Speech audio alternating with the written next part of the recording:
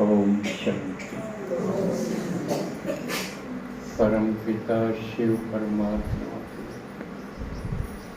लाडले मीठे कलप कलप इसी प्रकार मिलने वाले और वर्षा देने वाले कोटों में कोई भाग्यशाली लवली बच्चों का बाप और दादा स्वागत करते हैं। आपके त्याग पर खुश होते हैं और खुश होके आपकी मनोकामनाएं पूरी करते हैं। आज गीत बजा कि अभी अंत किनारे पर दुनिया खड़ी।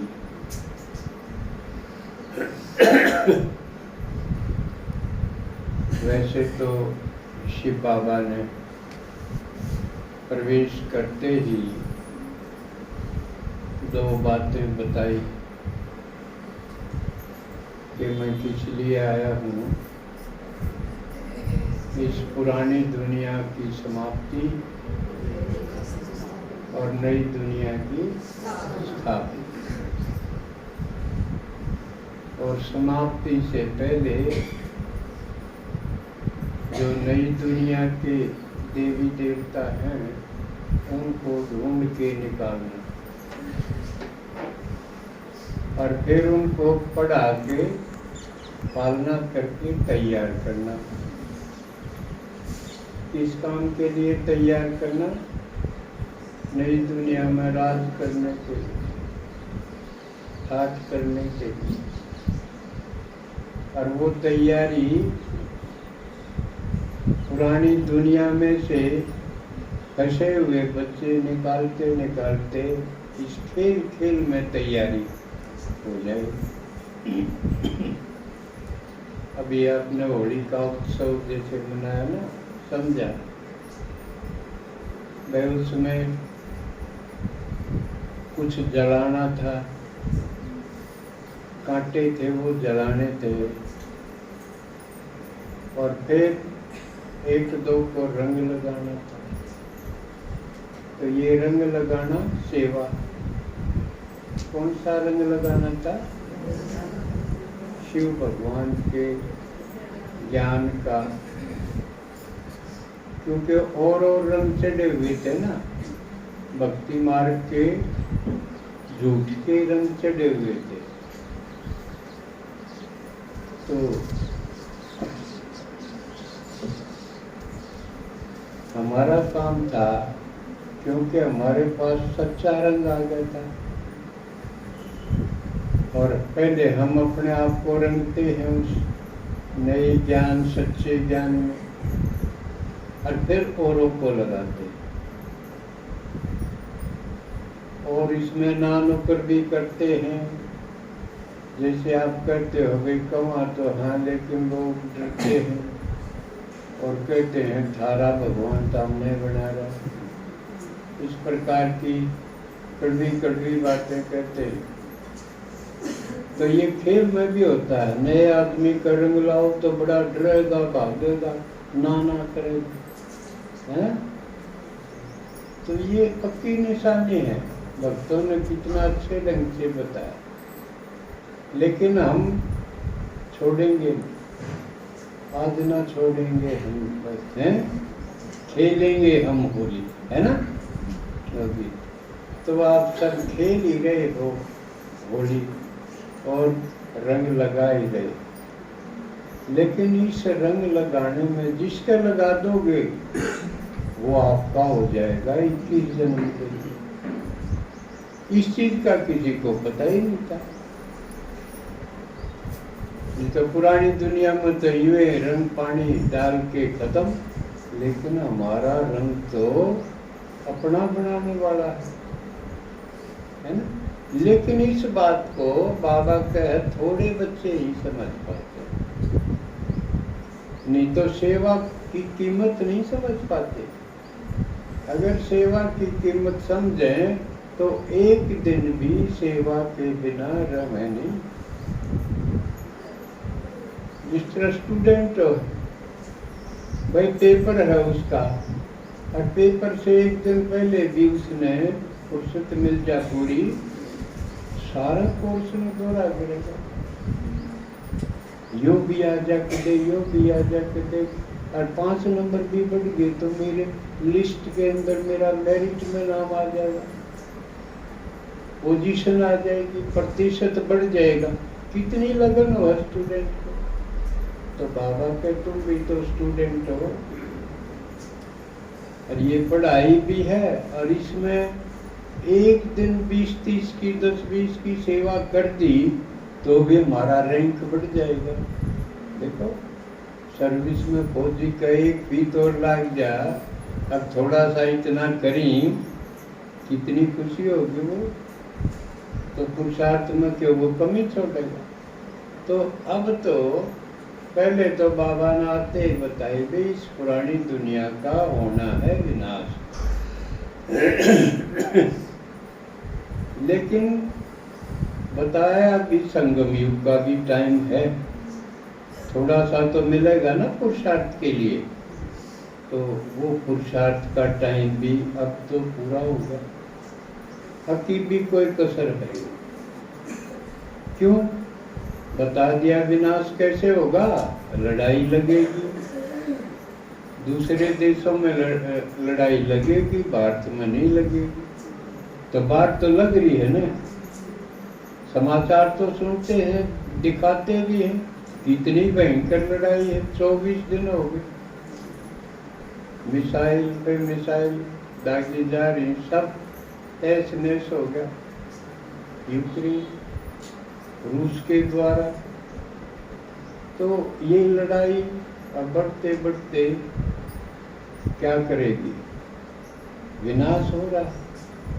दूसरा, भारत में देखो हालात कैसे बदल रहे हैं। एक मूवी ने, एक पिक्चर ने सारा भारत आंदोलित कर दिया, सब हिले हुए। कौन सी है वो, कश्मीर फाइल। उस पिक्चर का नाम है कश्मीर फाइल। किसके ऊपर है, कश्मीर में 1990 में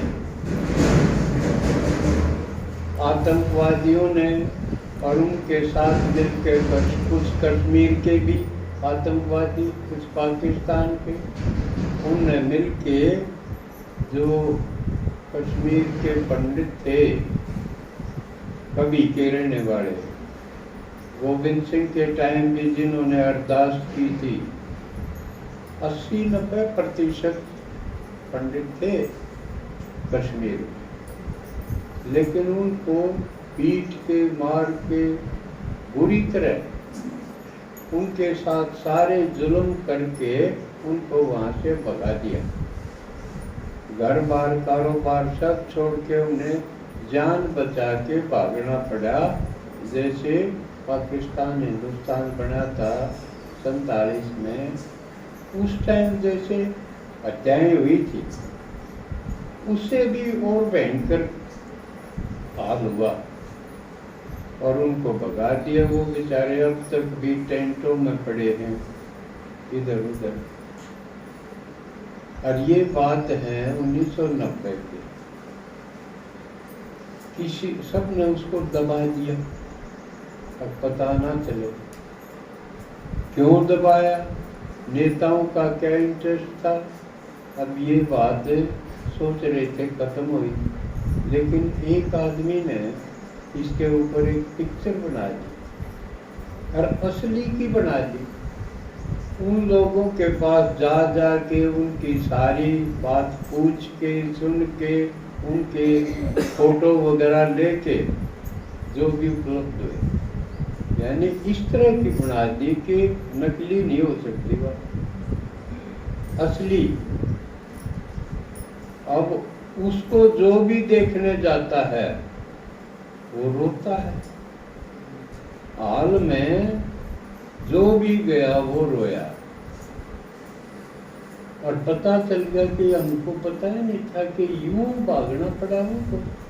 नहीं तो साधारण सोचे थे भाई थोड़े बहुत डरा दिए होंगे और भागो छीन लिए होंगे ना। उनको बुरी तरह मारा गया, बेइज्जती की गई। अब ये लोग इसको देख रहे हैं और एक क्रांति पैदा होगी। अब कितना जुल्म अपने ही देश में, आजाद देश में, और हमारे साथ ही ऐसा हुआ। तो एक जबरदस्त क्रांति खड़ी होगी। महापरिवर्तन का ये भी एक कारण बनेगा। शासन पद्धति, शासन में भी परिवर्तन आएगा। क्योंकि लोग पूछते हैं कि उस समय ये राजनेता क्या कर रहे थे। शासन था, अपने ही देश में था, अपना राज था, तो ये क्या कर रहे थे जब ऐसे जुल्म हो रहे थे। तो एक जबरदस्त क्रांति पैदा हो रही है और ये हो सकता है गृह युद्ध का कारण बनेगा। बाबा ने बताया भारत में गृह युद्ध होगा, यानी ये ग्रुप के ग्रुप आपस में टकराएंगे संगठन बन के, और घर घर का हाल तो बिगड़ ही गया है। आज की समाचार एक 80 साल के एक बूढ़ा आदमी ने अपना लड़का, लड़के की बहू, 2 पोती, घर में कोठी थी, घर में बंद करके और झांकी में को पेट्रोल की बोतल भर के उनमें डाल दी जहाँ वो सो रहे थे, और आग लगा दी और मकान बंद। वो चिल्लाए तो लेकिन कोई कुछ कर नहीं पाया, सारे जल गए, चारों के चारों उसमें भस्म हो गए। अब घरों का ये हाल है। रोला के था, प्रॉपर्टी का रोला था, संपत्ति का, जायदाद का रोला था। और आजकल क्योंकि रोला है ही घर घर, और खासकर संपत्ति पे। बाप उनको बूढ़ा हो रहा था, थोड़े दिन में मरे है, बाकी उनने का था जो था लड़का था। लेकिन आजकल किसी में धैर्य नहीं। जो गुरु रामचंद्र भाई रहा करता नहीं, तो उसका लड़का भी फौजी था, बोला किला दे मेरा बांटा हुआ है और मैं इसने बेच के यूं करूँगा न्यू करूँगा, अपना और तुम्हें करूँगा। मैं तो यूं नाट गया, इसको गोली मारी। लेकिन जब तो नई बात लग गई भी यार रोज की होगी, क्योंकि घर घर के हालात बिल्कुल बिगड़ गए। और समझ लेना चाहिए जिसके पास थोड़ी बहुत प्रॉपर्टी है उसको जरूर सावधान रहना चाहिए। अपना जाब्ता करो, दे पांडा छूटे है तो दे दो उन्हें, और ना तो अपना गुंजाइश हो तो अपनी सफल करो। ये अब सोचना है। और फालतू और प्रॉपर्टी बढ़ाने की जरूरत नहीं, क्या बनेगा। तो अब आखिरी टाइम हो गया, अंत किनारे दुनिया खड़ी है। तो उसमें हम बाबा के बच्चों ने क्या करना है ये सोचना जरूरी हो गया। क्योंकि यूं सोचो एक दिन मिल गया तो हम एक दिन में कितना कुछ कर सकते हैं, और वो करो जो साथ चलेगा, वो क्यों करो जो आड़े रह जाएगा। ये निर्णय जरूरी है और उसके लिए नष्ट मोह होना जरूरी है। क्योंकि वो इसके लिए इलाज के लिए पूरे टाइम गया। अब तो वो करो जो साथ चलेगा। क्योंकि कर्म 2 तरह का है, एक तो पेट परिवार के लिए करना, उसमें जुटे हुए हैं लोग, एक जो अपने साथ जाएगा। अरे तो भगवान हमारे साथ है, एक का पदम दे रहा है, तो क्यों ना हम उसके काम में लग जाएं, सफल रहें। बाबा ने आज की मूर्ति में भी कहा है, जो बिजी है वो सुरक्षित है। लेकिन किस तरफ बिजी है, सुरक्षित है? वहां बिजी होना है। यूं तो दुनिया बाजी हंड फुर्सत है कोई नहीं, किसी ने खेत का काम से फुर्सत कोई नहीं, किसी ने डंगरा कोई नहीं, किसी ने और क्या कोई नहीं, किसी ने धक्के काटते फुर्सत कोई नहीं, धपड़ राजस्थान चले जा, आज खाटू जाओ, आज फलानी जगह। लेकिन क्योंकि बाबा ने कहा तुम्हें 2 वरदान मिले हुए। कौन से वरदान? एक दिव्य बुद्धि का, एक रूहानी दृष्टि का, है ना। तो रूहानी दृष्टि ऐसी है जो और को नहीं दिखाई देता, वो हमें दिखाई देता। जो कर औरों को दे और दे की दुनिया भौतिक चीजें दिखाई देती हैं, लेकिन हम इसको देखते हुए भी नहीं देखते। हमें जैसे शरीर के अंदर आत्मा है वो दिखाई देती है, वैसे गुप्त है, सूक्ष्म है। तो ये है रूहानी दृष्टि का वरदान। और दूसरा दिव्य बुद्धि का वरदान। बुद्धि जो नहीं वरदान है, साधारण बुद्धि है, वो बस मैं मेरा परिवार, गणत गणा मेरी जात, मेरा बोध, अड़ती चक्कर काट लिया है, वो दिव्य नहीं हुई। दिव्य बुद्धि यानी रिफाइंड और विशाल, उसमें और ज्यादा दिखाई दे, सोचेगा, उसका विचार चलेगा बेहद। जैसे अभी हमने एक प्रस्ताव दिया था लिखने को, और उसमें पता चलेगा किसने की दिखा है, कितना सूझ है। सूझना दिखना, जैसे हमारी पाठशाला का दिया था, ये न्यारी है, सत्य न्यारी है, लेकिन वो किस किस बात में न्यारी है, यू किसी ने कितना दिखेगा, किसी ने कितना दिखेगा। जैसे उदाहरण के लिए, एक तो चीज सब में दिखे हुए और सब जगह तो क्लास करें तो मुरली सुनाओ, सेंटर हो, पाठशाला हो, और सारे, यहाँ तो कोई मुरली नहीं सुना। यहाँ तो ओरल यानी जबानी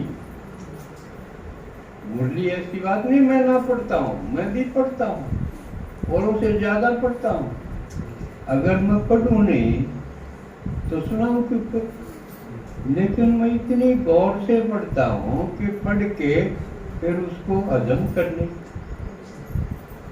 एक तो ईसा पढ़े, ईसा सुने, थोड़ी बार में नुना बेरखी पढ़े। क्यों?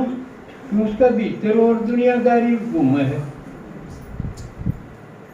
उस दुनियादारी को खत्म करके उस पर स्टॉप लगा, फिर अगर सुनोगे तो आपको जो कि तो अंदर उतर जाए। फिर चाहोगे जब आप इमर्ज कर लो। तो ये दिव्य बुद्धि का वरदान। तो यहाँ देखा है सालों जितने दिन हो गए कभी मुरली का सहारा नहीं लिया गया। मुरली सुनाना तो साधारण बात है, कोई भी 5वीं 4वीं क्लास का बालक भी पढ़ के सुना देगा। इसमें महानता क्या है? महानता ये है कि उसको पढ़ के समझ के अपने शब्दों में, और जो सुनने वाले के लेवल पर उतर के उसी की भाषा में उसको दे। जिस तरह अपना एक उदाहरण है, रोटी को चूर मसल कर, छोटे बालक न जो रोटी न मसल के उसका चूरमा बना के खुआ दे, सतवादी रोटी है। तो ओरल जबानी सुनाने का यो फर्क है, समझ में। तो ये किसी ने तो दिखाई देगी, हाँ भाई हमारी पाठशाला में तो ये सही है, एक दिन भी मुरली का सहारा नहीं लिया जाता। तो ये किसी का बस की बात कोई नहीं, तो सब कर दे। तो ये अपनी पाठशाला की विशेषता है, या तो एक है। मैं इशारे में एक दो का उदाहरण दूं। अब दूसरा उदाहरण है, यहाँ जैसे कमरे बने, बाथरूम पे और ये छत बदली, किसी आगे जिक्र होया किसी का अगे बनाओ हाँ कि मैं पीछे इकट्ठे करो, होया कोई जिक्र? यहाँ पैसे का जिक्र नहीं होता। कलेक्शन का जिक्र नहीं होता और सारे हो गए। स्टूडेंट का भी लिया जा और कोई और किसा नेता बुला के उस दौरे भी लिया जा, अनेक हथकंडे हैं। लेकिन यहाँ की विशेषता है किसी पर पैसे का बोझ नहीं डाला जाता। समझमाई की विशेषता देखनी और भी अनेक हैं, सारी मैं बता दूंगा तो फिर हम खेले समझे। ये अपनी बुद्धि पर थोड़ा सा दबाव दे के सोचना पड़ेगा, समझे। तो वरदान आपको मिला हुआ है, उस बुद्धि के वरदान से आपने फिर दिखने लग जाओ यो भी है, यो भी है, ये भी अनेक विशेषताएं मिलेंगी। तो वो यूं देखने खातिर कि आपकी कितनी बुद्धि का ताला खुला है, कितना के दिखने लग गया, और कितना और किमें करना पड़ेगा। तो इस वरदान को अभी 1 सप्ताह और देवा कि जिसने जितना लिखा है वो लिखा और बढ़ाओ इसको और दिखाई देगा, ठीक है ना। तो अभी हमने इन वरदानों को इम्प्लीमेंट करना। तो बाबा ने बता दिया था भाई विनाश होगा पुरानी दुनिया का और नई दुनिया बनेगी। और ब्रह्मा बाबा को कहा ये तुमने करना है। ब्रह्मा ने सोचो कि मैं किस तरह करूँ, तो एकदम अब आपको भी सोच होनी चाहिए भाई ये दो कुछ दिन मिले हुए हैं, नहीं तो किसी टाइम भी शरीर छूट जाएगा, अंतिम समय आ गया, किसी कारण से भी छूट जाएगा, बीमारी से है, घर में ही रोड़ा हो जा, अनेक पड़ोसी तो हो जा, तो अनेक कारण है। लेकिन सुबह उठो देखो एक दिन और मिल गया, आज मैं क्या करूं, कितनी आत्माओं को मैं बाबा का संदेश दूं, उनकी पुराना डंगा साफ करूं और अपना बनाऊं और फिर वो पुरुषार्थ पे लग जाए तो आपका पद बढ़ेगा। अब तो समय यूं खर्च करना या जिसकी सोच होगी वो इसमें बिजी हो जाएगा। एक एक मिनट एक एक सेकंड यूज करें इसमें सेवा, और बाकी जो अपना कुछ रह रहा हो पुरानी दुनिया में लगाओ। कोई खींच बढ़ती हो इसे घर क्या में, रिश्तेदारा में और किसी में, तो उसको खींच के और योग अग्नि से उसको भस्म करो, उसकी होली मनाओ। नहीं तो एक भी लगाओ अगर खींच लेगा तो अंतमति सुगति हो जाएगी। मान लिया उससे के साथ आप अटैच हो गए और वो कलयुग में उससे का जन्म हो गया, वो रद्दी आत्मा बढ़िया तो है नहीं, बढ़िया तो सारी उड़ा ली, छांट ली ना अच्छी अच्छी, तो शकल सूरत शरीर से किसी का कैसा भी हो, लेकिन आप चुनी हुई आत्माएं हैं, जो पहले आई थी वही हैं। और आप कौन हो इसके ऊपर भी और मंथन करोगे तो हम आपस में 84 जन्म हो, चाहे किसी के 80 हो, चाहे 70 हो, हम साथ रहे हैं। कोई कितने जन्म, कोई कितने जन्म, हम ही साथ रहे पूरे कल्प में, क्योंकि नहीं तो हम इकट्ठे क्यों होते। तो भगवान का जबरदस्त काम है, ये नहीं कि सिर्फ हमको चुनना, हम आपस में जो साथ रहे थे, अब बड़े पाठशाला के हैं ये सारे आपस में पिछले जन्मों में साथ रहे हैं, और सेंटर पे जो जुट रहे हैं वो अपने पिछले जन्मों में साथ रहे हैं। अब वो अलग बात है इनमें से कौन कितने जन्म साथ रहा, किसकी संबंध में साथ रहा, लेकिन रहे हैं ये पक्का है। और बारीकी से अगर मनन चिंतन करेंगे, बुद्धि क्लियर हो जाएगी, तो ये भी पता चल जाएगा कि ये आत्मा कितने जन्म साथ रही, अब एक जन्म का साथ, वो अब पता चल जाएगा। तो सब कुछ बाबा ने हथेली के ऊपर रख दिया, ज्ञान ऐसा क्लियर है। तो होली मना ली, क्या मना रहे हैं, तो उसका उद्देश्य ये है कि अब ये काम करना, 1 मिनट भी खाली नहीं। बीती को बिंदी लगाओ और खेल में शामिल हो, रंग लगाना, ठीक है। और ये आप सब ने किया ही होगा, अपने घर घर में सुनाया वो होली की कहानी। जिसका थोड़े से भी बंधन हो उसने जरूर सुनाने की कही थी ना, किसी ने सुनाई। ये काम की चीज थी, घर में बैठ के सुनाओ प्रहलाद की कथा।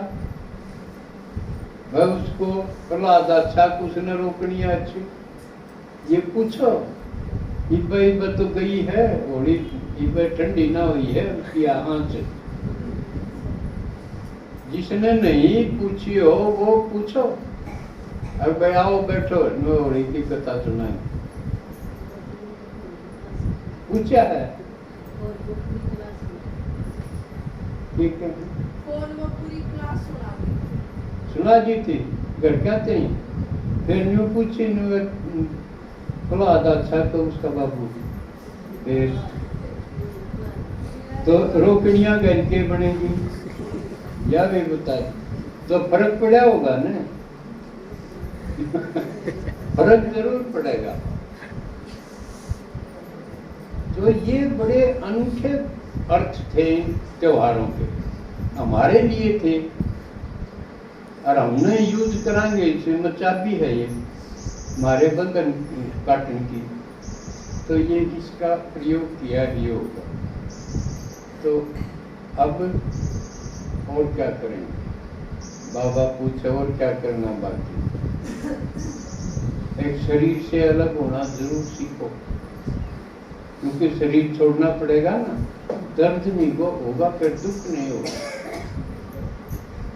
मैं आत्मा हूँ, शरीर अलग है, ये तो एक तो समझ लिया, सुन लिया, समझ लिया, फिर करके देखो। इसमें आप लोगों को सुना है सत्यवान सावित्री की कथा, ढूंढने निकली थी सावित्री, दिखाया राजा की लड़की थी, और ढूंढते ढूंढते वो लकड़ी काटने वाला सत्यवान था, वो पसंद आ गया उसको। पसंद के आ गया, उसकी भीतरी जो दिव्य बुद्धि थी उसने कह दिया कि यह आत्मा है, थी तेरे साथ पहले भी, पहले जन्मों में भी। नहीं तो वो तो लकड़हारा था, लेकिन हालात ने लकड़हारा बना दिया था, तो वो भी राजा का लड़का, लेकिन उसने टच हो गया। जो साफ दिल होगा उसको टच हो जाएगा। कोई आत्मा से मिलाएंगे, अब ये तो भाई मेरे साथ की, कई बार बाबा कहता है किसी की ये बिछड़ी हुई आत्मा, तो उसको लगा। और फिर नारद ने बताया कि इसकी तो 1 साल उम्र है, ये तो साल भर में मरेगा, या सावित्री तो फिर विधवा होगी, बड़ा दुख हो जाएगा। उसके बाप आगे बताइए, लेकिन सावित्री ने कह दिया बस मैंने तो मान लिया तो मान लिया, अब इसमें कोई बदलाव नहीं होगा।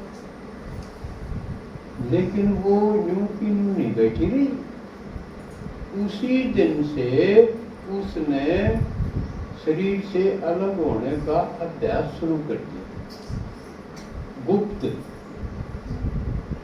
अगर नहीं तो इसने रोकेगी क्यों कर। साल भर के बाद जब इसकी आत्मा निकलेगी तो मैं इसका पीछा करूंगी, मैं इसने देख सकूंगी आत्मा ने, और इसके साथ चल सकूंगी। वो जब हो सके जब शरीर से न्यारा होना चाहिए। तो ये सावित्री ने अभ्यास शुरू कर दिया, और जब वो टाइम आया उसने नोट कर रखा था, अकाल तो खेती में भी चालूंगी तेरे लकड़ी काट।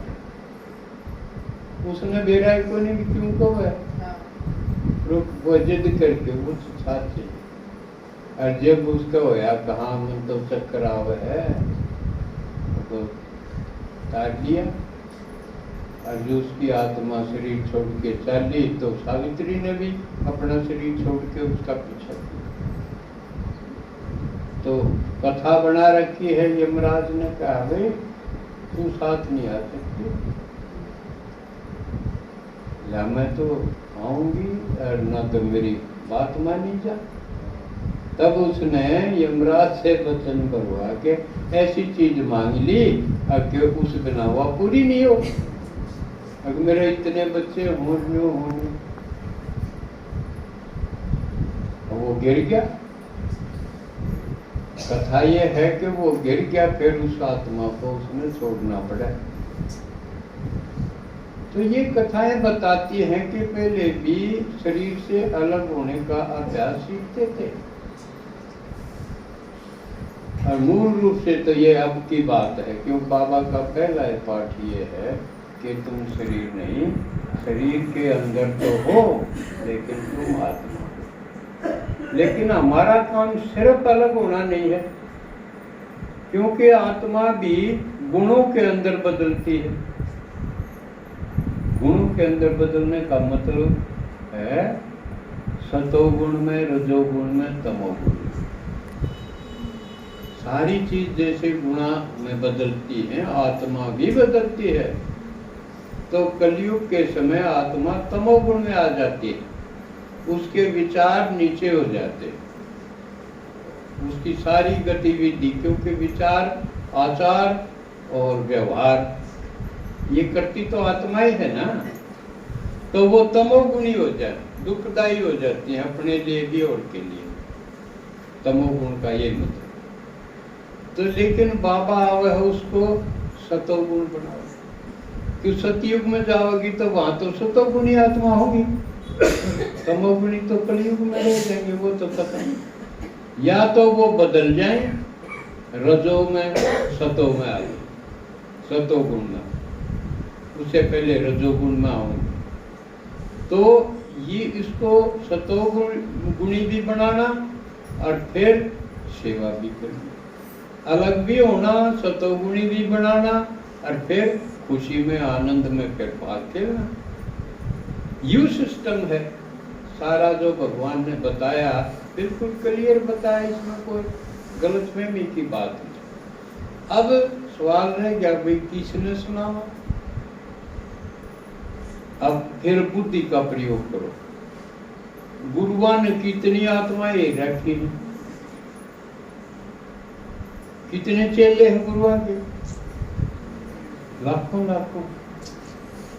राधा स्वामी के कितने हैं, रामपाल के कितने हैं, सत्साई के, और ये और श्याम जी के कितने, देखे इतनी भीड़ हो थी। और देवताओं के मंदिरों में जाओ है वो तो है ही है। तो ये इतनी आत्मा तो बंधी पड़ी है, और मारा बाटा तो थोड़ी सी आई है। इन तो न्यारी बची हुई कितनी से, तो ये बाकी इतनी, बस हमने तो बिना नाम ले लिया, हम तो श्याम जी ने माना, हमारे काम उत्सव हुए। कितनी आत्मा बंदी पड़ी है, उन कौन छुटा होगा, कौन छुटा होगा और कोई होगा।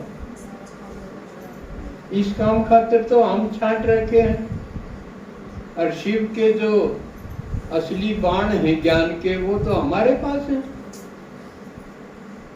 तो उनका प्रयोग करके बाबा का सबको मैसेज देना, सबको संदेश देना है।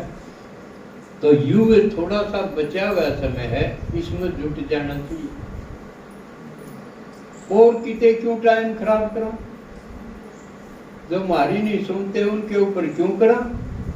जिन्हें देख लिया इनने तो वे आखिरी टाइम आए करना, पछतावे में आओगे। 2 लाइन बनेंगी बाबा के अंतिम समय, एक तो वाह वाह करने वालों की, एक आए करने वालों।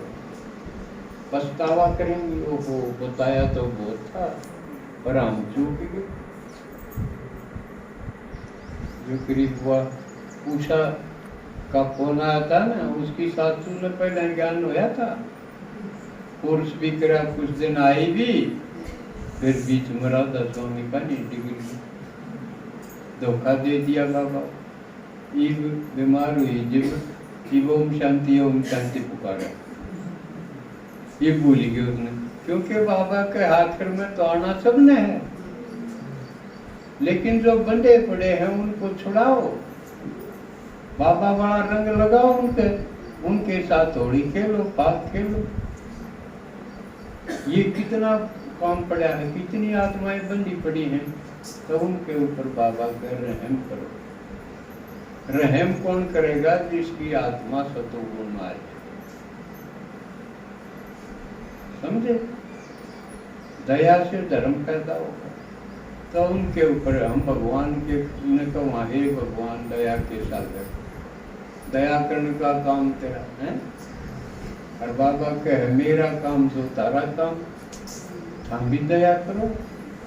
पहली बात तो उस दया का फायदा थम न होगा, क्यों? नई दुनिया में थारा पद ऊंचा हो जाएगा जिसने भी सुनाओगे, लेकिन दया करोगे तो उसका फल जरूर होगा, दूसरी आत्मा का असर होगा। हम बिना दया भाव के सेवा करा तो फल नहीं निकलता। हर एक और आसान तरीका है, जिसकी कोई रिश्तेदारी में जान पहचान में रह रहा हो, उन्हें रोक दो, उन्हें प्रदर्शनी करवाओ, एक कदम 20, 30, 50 आ जाएंगे, आपका इतना पुण्य का खाता जमा हो जाएगा।